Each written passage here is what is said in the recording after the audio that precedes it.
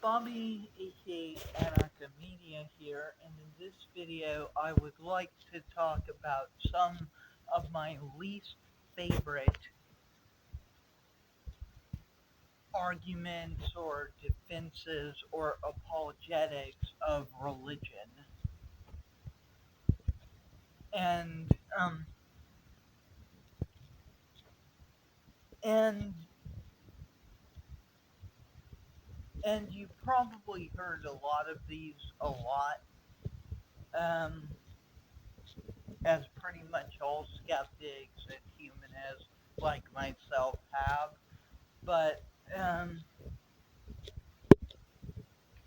but yeah, some of my least favorite arguments for religion, especially as an ex-Catholic, are everything happens for a reason. Like, for one thing, that's demonstrably untrue. There is randomness in life, whether you like that or not. And secondly, like even if that were the case, that doesn't mean it's a good reason or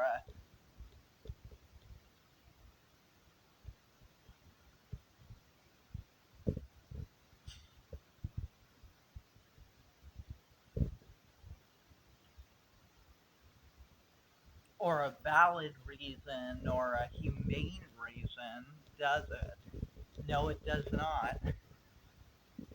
Also, you you hear all the time, uh, creationists, especially young, younger creationists and intelligent design advocates, like say it takes more faith to be an atheist. No, it doesn't. All atheists do is they don't believe you that there's a god or gods. That's all they do. That's honestly all they do. Aside from that, atheists disagree a lot politically. Uh, Hell, there are some atheists I've heard,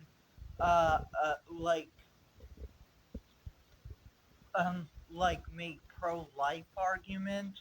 Like, yeah, the majority of atheists and anti-theists are pro-choice, um, because a lot of them are basically reacting against Christian indoctrination around them, but not all of them by any stretch of the imagination. Like, no group is a monolith ever.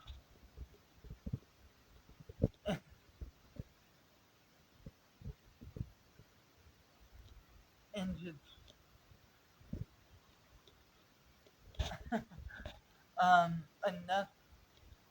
another argument I hate is non-believers just want to sin.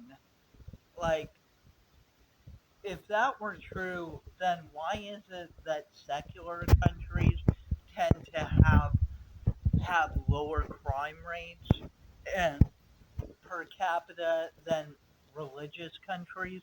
Why is it um, that a lot of secular countries don't have death penalties and religious countries do?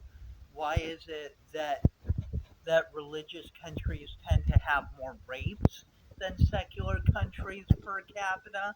Why is it um, that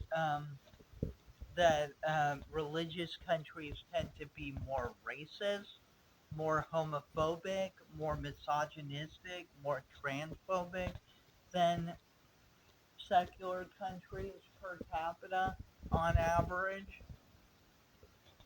Why is it that religious countries tend to treat the poor and disabled far worse than secular countries do? Again, not always. Obviously, there's always the counterexample of, like, the Soviet Union, but even there, like, a lot of those dudes, even though they were atheists when they were in government, they still had Christian educations by and large.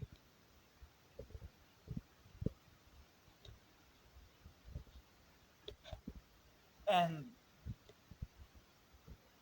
and that's also, by the way, why a lot of them ended up prosecuting anti-Semitic pogroms. Again, not entirely, and there's no excuse for that shit, but yeah, and another thing I hate, another argument I hate that religious people make is when they deliberately misdefine survival of the fittest to make it sound like really, really like villainous and cold and vile. And like, first of all, like, Darwin never said survival of the fittest. He said so. Uh, he said um, he said natural selection and survival of the fit. Right? Like Herbert Spencer is the one who introduced the term survival of the fittest, and he wasn't talking about like natural selection in the sense that Darwin meant it. He was talking about basically uh, basically like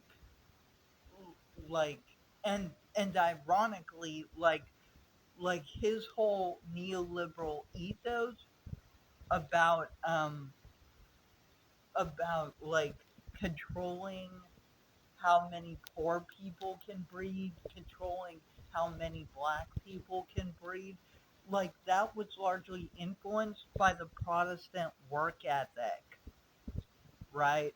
That was influenced by neoliberal capitalism more than it was influenced by Darwinian science. He just used the language of Darwinian science to basically justify racism and capitalism. That's all it was. Herbert Spencer was a prick. Like, very few people who actually understand Darwinian science are big fans of Herbert Spencer, believe me. Uh, but you know who is more likely to be a fan of Herbert Spencer? Social Darwinists, who, which, by the way, that's that's neither social nor Darwinian in any way, shape, or form. It's just a sciencey sounding excuse for racism, much like modern day race realism, which is hilariously mislabeled, like many other chronically online terms are.